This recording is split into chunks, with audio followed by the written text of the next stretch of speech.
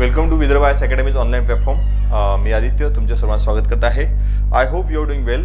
आणि जसं की आजच्या लेक्चरमध्ये आपण डिस्कस काय करणार आहोत तर म्हणजे एक बॅच लॉन्च होत आहे. म्हणजे लॉन्च झालेली आहे ॲक्च्युली 2 दिवस म्हणजे झाले. तर अंतिम ठीक आहे. तर अंतिम या बॅचचं नाव आहे. तर याच्यामध्ये काय आहे की हे मेंटॉरशिप एक प्रोग्राम असल्यासारखं किंवा मेंटॉरशिप एक बॅच असल्यासारखी जी आहे ही बॅच आहे. याच्यामध्ये काय आहे की 1-to-1 मेंटॉरशिप तुम्हाला केल्या जाईल. आता ॲक्च्युली जर पाहिलं असेल तुम्ही की ही लास्ट अटेम्प्ट आहे. म्हणजे लास्ट अटेम्प्ट मीन्स कशाचा की डिस्क्रिप्टिव्ह नाही ऑब्जेक्टिव्हचा. कारण याच्यानंतर जर पाहिलं असेल डिस्क्रिप्टिव्ह पॅटर्न सुरू होत आहे 2025 पासून. तर त्यामुळे जर पाहिलं असेल या बॅचचं नाव पण आम्ही जे आहे तर अंतिमच म्हणजे डिसाईड केलेलं होतं. कारण की हा एक लास्ट अटेम्प्ट आहे 2024चा. आणि त्यामध्ये काय झालेलं आहे की सध्या आपला जे MPSC आहे म्हणजे आपलं जे आयोग आहे तर आयोगाने काय केलेलं आहे की ते एक्झाम जी आहे ती पोस्टपोन केलेली आहे आणि सध्या डेट नाही आलेली आहे. तर त्यामुळे मग काय होत असते की आपण जेव्हा असं काही होते ना ॲक्च्युली म्हणजे सडनली काहीतरी गोष्टी होत असेल, एक्झाम पोस्टपोन होत आहे, कधी एक्झाम आहे माहिती नाही आहे, मग जो आपला फ्लो असतो तो फ्लो ब्रेक होऊन जातो. म्हणजे काय आहे की एक्झाम आपल्याला माहिती आहे टार्गेट एवढं दिलेलं आहे की सपोज 10 तारखेला एक्झाम आहे. ठीक आहे. म्हणजे जसं अगोदर होतं की 28 तारखेला एक्झाम होती. ठीक आहे. मग आपलं कसं होतं आपण त्यानुसार जे आहे प्रॉपर प्लॅनिंग करून जे आहे आपण काय करत होतो की तसा अभ्यास करत होतो. पण आता एक्झाम पोस्टपोन झाली, एक्झाम केव्हा होणार आहे माहिती नाही आहे. मग आपला जो अभ्यासाचा किंवा जो आपला एक स्टडी फ्लो असतो तो ब्रेक होऊन जातो. आणि तो ब्रेक झाला तर त्यामुळे काय होते की आपण ज्या प्रकारे अभ्यास करायला पाहिजे त्या प्रकारे आपण अभ्यास करू शकत नाही. आणि अभ्यास करू शकलो नाही तर त्याचा परिणाम जो आहे किंवा त्याचा जर इम्पॅक्ट जो आहे तो कशावर होतो आपले रिझल्ट होत होतो. तर त्यामुळे जर पाहिलं असेल तर आता काय आहे की त्यासाठी जे तुम्ही थोडेसे एकतर कन्फ्यूज राहता की काय वाचू काय नाही, आता एक्झाम पोस्टपोन झाली तर मग आता हा सब्जेक्ट वाचू का तो सब्जेक्ट वाचू का, तर असं काही तुमचं जे कन्फ्युजन असेल तर ते सर्व दूर होईल या बॅचमध्ये अंतिममध्ये. आणि त्यानंतर जे आहे तर ही बॅच काय आहे की या बॅचमध्ये काय काय त्याचे फीचर्स आहे तर हे मी तुम्हाला सांगतो. आणि प्लस त्याच्यामध्ये प्लॅनिंग कसं आहे किंवा ते बॅच कशी चालणार हे तुम्हाला सांगतो. पण ॲक्च्युली पहा की तुम्हाला जसं मी सांगितलेलं आहे का हे अंतिम एक लास्ट चान्स आहे आपल्याकडे ओल्ड पॅटर्नसाठी. तर लास्ट चान्स ओल्ड पॅटर्नसाठी असला तर त्यामुळे काय आहे की आपल्याला पूर्ण झोकून त्याच्यामध्ये जाऊन जे आहे काय करावं लागणार आहे की जास्त प्रिपरेशन त्याची करावी लागणार आहे. मग यावेळी जे आहे आपल्याला काय होते की आपण मग ठीक आहे प्रिपरेशन करतो पण आपण पहा काय आहे की अभ्यास करतो पण प्रॉपर डिरेक्शननी तो अभ्यास करायला पाहिजे असं सांगणारं कोणतरी पाहिजे. तर त्यासाठी जे आहे ती ही एक अंतिम बॅच आहे. त्याच्यामध्ये तुम्हाला प्रॉपर प्लॅनिंग दिल्या जाणार, प्रॉपर तुम्हाला कोणता टॉपिक केव्हा वाचायचा आहे ते सुद्धा सांगितलं जाणार. ह्या सर्व गोष्टी याच्यामध्ये सांगितल्या जाणार आहे. ठीक आहे. तर मी त्याचं एक तुम्हाला फीचर जो आहे ते सांगतो. ठीक आहे. आता याच्यामध्ये आपण काय कन्सिडर करून चालत आहे की ठीक आहे म्हणजे जूनच्या लास्ट वीकमध्ये नाहीतर जुलैच्या फर्स्ट वीकमध्ये तर आपण कन्सिडर करून चालत आहे की 75 डेजचा आपण जो आहे एक प्लान जो आहे तो आउटलाईन केलेला आहे. ठीक आहे. 75 डेजचा प्लान जो आहे तो काय केलेला आहे एक आउटलाईन केलेला आहे. ठीक. तर याच्यामध्ये काय राहणार आहे की पहा आपण काय केलेलं आहे की रोज तुम्हाला जे आहे एक टार्गेट दिलं जाणार. आता जर कोणी काय होत असते कोणी पार्ट टाइम वाला असते, कोणी फुल टाइम असते, त्यानंतर कोणी पार्ट टाइम वाला असते, कोणी लेट नाईट वाला असते,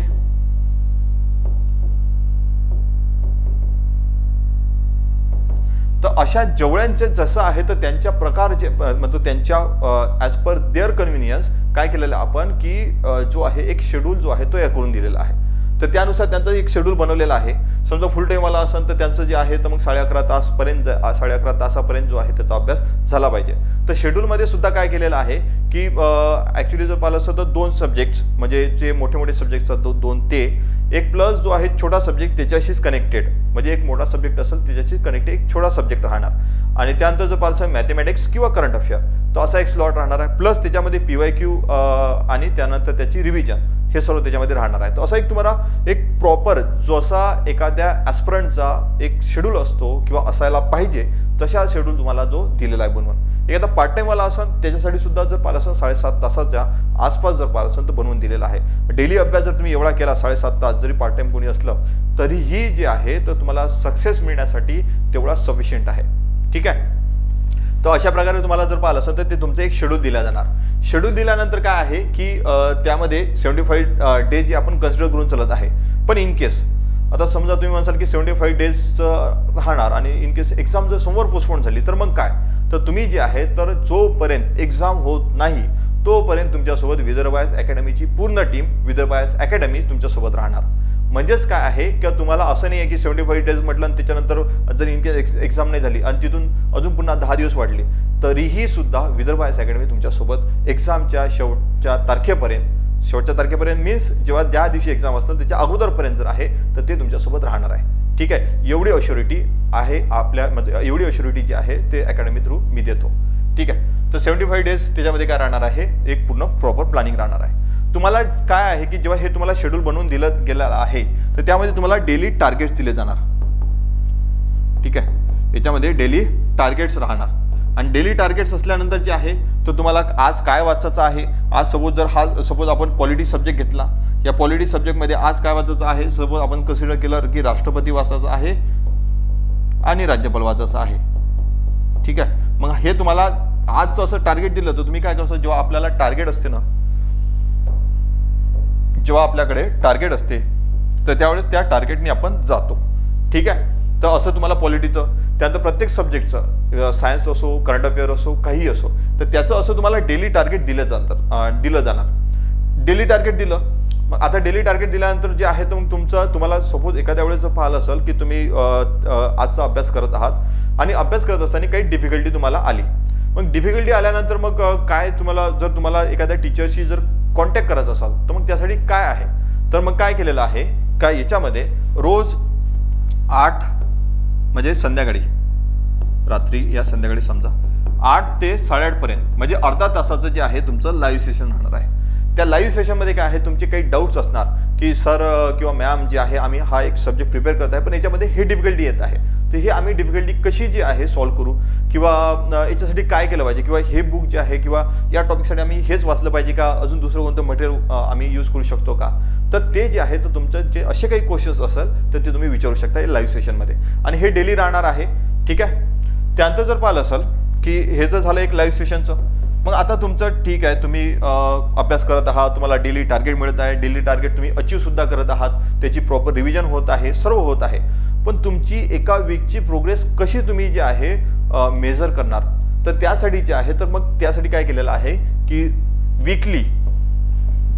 ठीक आहे, तर वीकली काय आहे का वीकली एक टेस्ट राहणार तुमची. वीकली एक काय राहणार आहे तुमची एक टेस्ट राहणार आहे. त्या टेस्टमध्ये ज्या वीकमध्ये जेवढे तुम्हाला टार्गेट दिलेच होते तर ते जेवढे टार्गेट दिले होते तर त्या दिलेल्या टार्गेटवर क्वेश्चन सेट केले जातात आणि त्यानंतर त्याची जे आहे तुम्हाला टेस्ट जे आहे तुम्ही ते टेस्ट सॉल्व्ह करू शकता.